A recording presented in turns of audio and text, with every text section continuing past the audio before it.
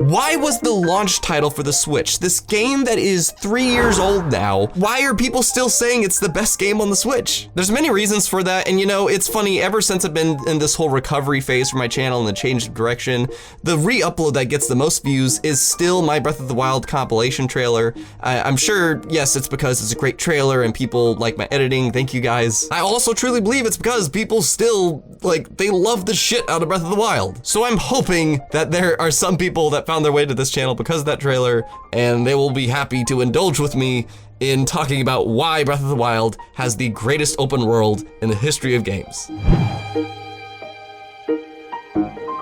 Breath of the Wild, as usual, takes place in Hyrule, right? And you know, the thing that is unique about this game that I have never experienced in any game in my life, now granted I have not played every single open world title that's ever existed, you know, but of all the ones I have played, there's never been one that I could just go, you know? I could just go to anywhere I see. If you see that mountain, you could climb that mountain. If you see that water, you could go boating in that water. You see that sky? There is no sky limit. Climb to the top of the mountain and start gliding down. Breath of the Wild's world, the biggest and number one reason that it is the most amazing open world I've ever played is because of its freedom, you know? It's not just because of the scope of this map, you know, being able to go anywhere you see, which is great, but it's, well, I guess it is literally that. There's never been a game I've played where it's just like, I could just climb up this mountain, I can go in that body of water, I can go through that skybox, I could just, you know, I could explore this map in any way, shape, or form, and yes, there is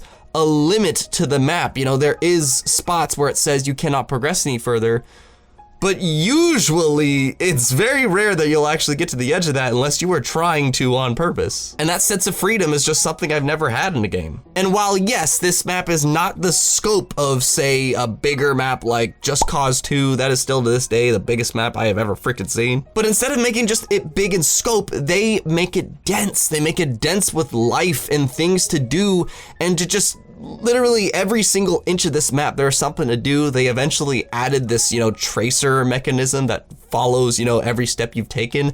I painted that map when I was done, boy. I painted that map and went over every inch because they make this game have so much to it to explore and reasons to explore, which we'll get into. And there's various parts of this map that is really just different in every way. There's lava area where you need certain things to go through there, and the sand and the water, it's all just different from each other and makes almost a different game in each of these spots. But it's just so full of life that you can't help it. There's people, there's community, there's different music that you'll find by doing certain things. And clearly the development team just didn't want to make a big map. They wanted to make a very dense map that felt big, and I strongly appreciate that. It makes for a much more engaging time instead of just, you know, kind of grinding and taking forever to get to this spot, you know. It's nice when you don't mind kind of taking your time through it. And there is strong reasons to explore the map too. Like there is breakable weapons, right? And the breakable weapons is something that, you know, some folks might be on the fence about, but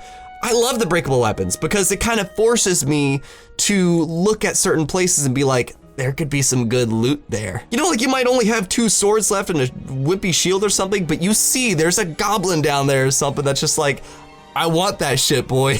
I'm gonna get it. But yeah, the breakable weapons is definitely enticement to, you know, go into these encounters, try to explore more to maybe get a really nice weapon. You're like, ooh, I wanna save that for a rainy day. Sometimes it's literally a rainy day because thunder comes down and you might want a metal weapon for that. But also the gear that you might find. I can't tell you how excited I was when I came across the like the different pieces of the outfit that can make your climbing go a lot faster. I'm like, hell yeah, I'm Spider-Man. That's still the most useful outfit in my opinion, and because I'm just an explorer. But I was an explorer because you would get rewarded for doing so. There was, you know, that gear and the outfits and the weapons and the shields and the bows, and maybe, you know, you need more arrow ammo, so whenever every now and then you open a chest or something and it's just like, you got 20 more arrows, boy. I'm like, thank you, boss. There was never this sense of being overpowered in this world, you know, like you would, it would reward you for scavenging, and sometimes, yes, like by the end of the game, if you found everything, sure, you're a bit overpowered, but that kind of leads into my next point. Throughout the game, there is these things called shrines, right? And shrines are super fun, by the way. I know a lot of people complain that there isn't any more dungeons, so that's kind of a problem, but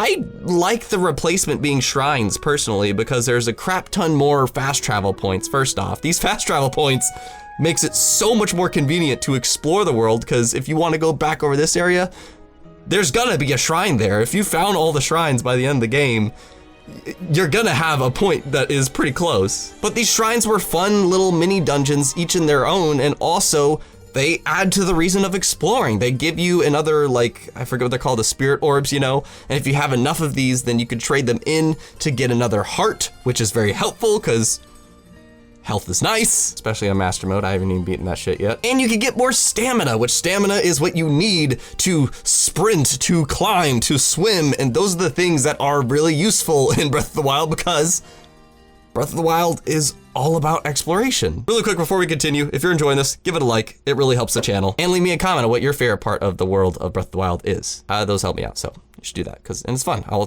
chat with you in the comments. But moving on, the only way you grow in this game is by exploring, and that's kind of the whole thing here. I've been talking about, you know, the freedom of the world, the scale, how many fast travel points there are, how your gear breaks and all that stuff. But the reason why Breath of the Wild's open world, this Hyrule terrain, is not just my favorite open world of all time, but to me, like, just arguably the best open world I've ever played if I like really criticize it, it's because I've never been more encouraged to explore. I know in open worlds it is rewarding to explore. You will, you know, get more money or find new this or that's. But in Breath of the Wild, it's just fun to do so, but it also gives you very strong reasons to. If you just do all of the base game stuff, you will probably get through a couple of shrines, which will give you another heart or two or something, and stamina, like I said. But in reality, if you just play the base game, you're only gonna get these 4 abilities that are really useful abilities,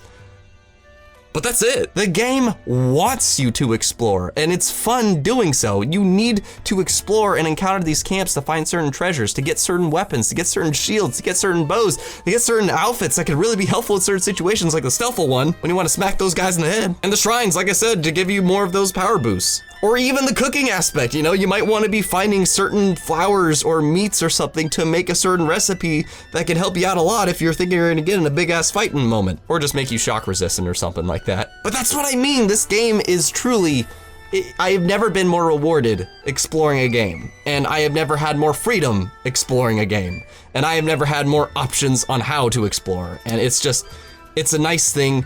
It's a beautiful world. It is the best open world, and that is why, in my opinion, Breath of the Wild has the greatest open world in the history of the gaming industry. And as I said, I want to know what you've heard of or think of this game in the comments below, and your favorite parts of this open world. And also checking out that Breath of the Wild compilation. Again, it's like the most viral video on my channel for some reason. Thank you guys so much for watching that. Maybe my reaction to the Breath of the Wild sequel. So hopefully, you know, we get the sequel. More news soon, but until then, check out those videos on the channel and stay tuned for some more game hype. Don't forget to be geek, be proud, and be awesome.